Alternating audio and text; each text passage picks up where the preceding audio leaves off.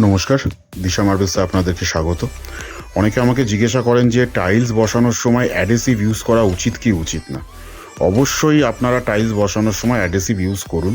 এতে টাইলসের লংজিভিটি এবং টাইলস বসানোর সময় একদম প্রপারলি সেই টাইলসটাকে বসে।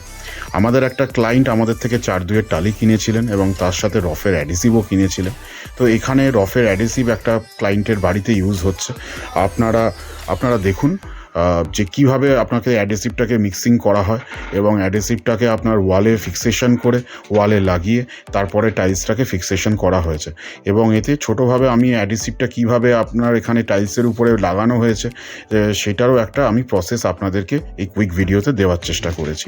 আপনাদেরকে দেখুন, এক্ষেত্রে অ্যাডহেসিভ ইউজ করলে যে কোনো বড় সাইজের বা 4-2-এর টালি আপনারা ইজিলি ওয়ালে আপনারা ফিক্স করতে পারবেন। এরকম ধরনের ইনফরমেটিভ ভিডিওর জন্য আপনারা দিশা মার্বেলের ইউটিউব, ফেসবুক এবং ইনস্টাগ্রাম পেজটাকে ফলো করুন। সবাই অনেক ভালো থাকবেন। অনেক ধন্যবাদ। নমস্কার।